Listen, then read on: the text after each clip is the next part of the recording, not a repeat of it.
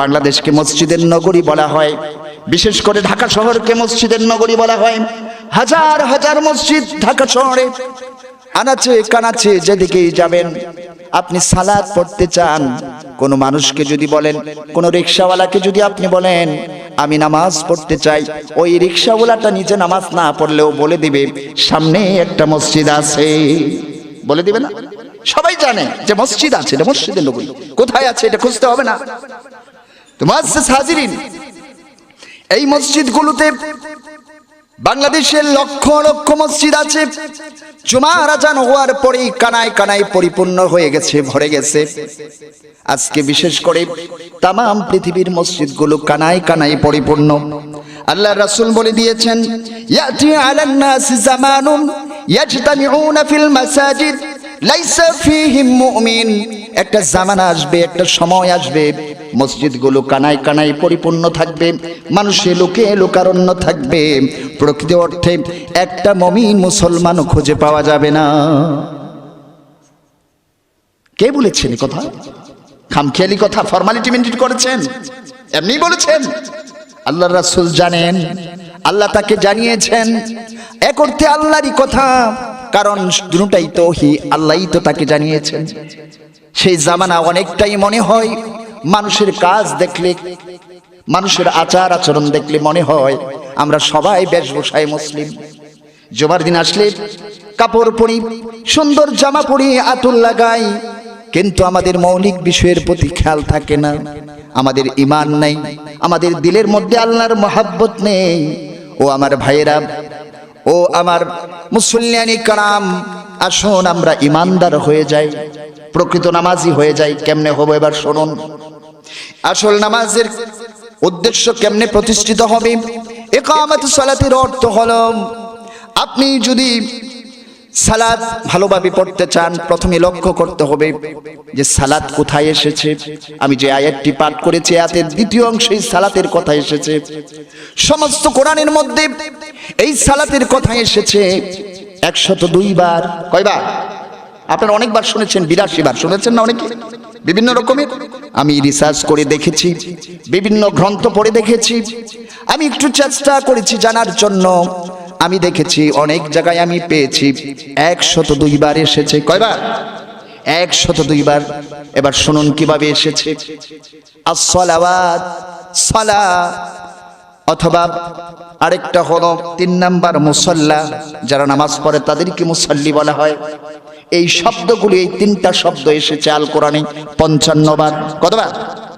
as-সালাত, সালাওয়াত, মুসাল্লা বা মুসাল্লিন, এই সবগুলি তো নামাজের জন্যই। এই শব্দগুলি এসেছে 55 বার।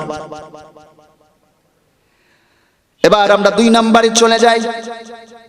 আল কোরআনে আরেকটা শব্দ এসেছে, সেটা হলো ইকামাতিস সালাহ, আকিমুস সালাহ। এটা এসেছে আল কোরআনে 18 বার। কতবার? 18 বার। 2টা বললাম, 3 নাম্বার আরেকটা শব্দ ইকামাতিস সালাহ। প্রথম যেটা বললাম সেটা হলো as-সালাওয়াত, as-সালাত, মুসাল্লি।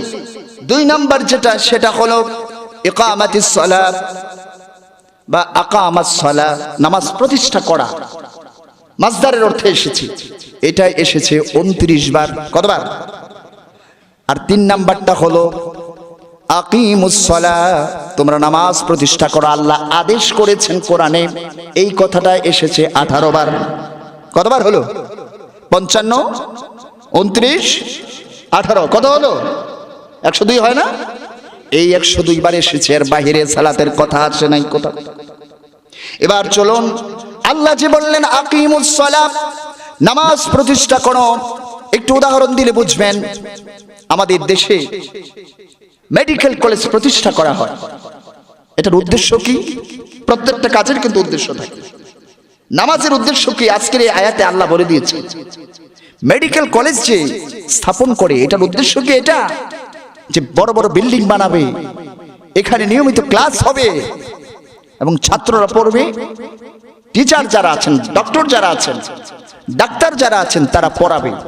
এই জায়গায় কি উদ্দেশ্য শেষ? এই উদ্দেশ্যে কি মেডিকেল কলেজ বানানো হয়? লক্ষ্য করে দেখবেন, একটা উদ্দেশ্য বললাম। আরেকটা উদ্দেশ্য হলো যে মেডিকেল কলেজ বানানো হয়, ছাত্ররা পড়বে, টিচাররা ডাক্তারি শেখাবে, অবশেষে এই ছাত্রগুলো সারা পৃথিবীর আনাচে কানাচে বেরিয়ে যাবে, অসুস্থ দুস্থ রোগীদেরকে সেবা দেবে। অর্থ কোনটা? উদ্দেশ্য কোনটা? পরেরটা না? সেবা দেওয়াই তো আসল উদ্দেশ্য, যে আমাদের ডাক্তারের অভাব, ডাক্তার দরকার, তা না হলে তো এই মেডিকেল কলেজের দেখানোর কোনো দরকার ছিল না। এবার আসুন স্কুল কলেজ ইউনিভার্সিটির ক্ষেত্রে, এটার ক্ষেত্রেও একই, শুধু ছাত্রদেরকে পড়ানো আর টিচারদের রুজি রোজগারের ব্যবস্থা হওয়া এটা আসল উদ্দেশ্য নয়।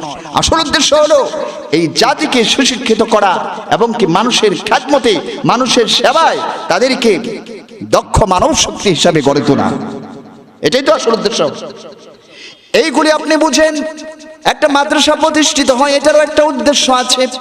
এখান থেকে ভালো আলেম তৈরি হবে, মুহাক্কিক আলেম তৈরি হবে, গবেষক তৈরি হবে, ইসলামিক স্কলার তৈরি হবে।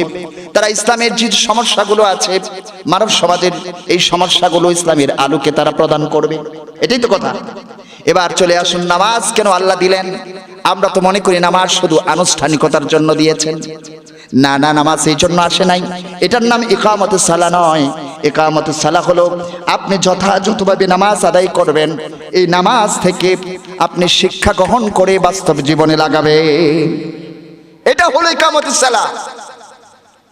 আপনি শুধু মুখে আওড়ালেন, 5 ওয়াক্ত নামাজের সময় হলো, আপনি মসজিদে আসলেন, কিন্তু নামাজও শেষ, আপনার ইসলামও শেষ, এটা এখানে রেখে গেলেন, বের হইলেন, আবার দুনিয়ার জিন্দেগি শুরু করলেন, সেখানে নামাজের কোনো শিক্ষা আপনার নাই, তাহলে কি নামাজ প্রতিষ্ঠিত হলো? সাহাবীরা কিভাবে নামাজ পড়েছিলেন? সাহাবীরা নামাজ পড়েছিলেন, যে কথাটা নামাজের মধ্যে শুনতেন সেই কথাটাই মানতেন।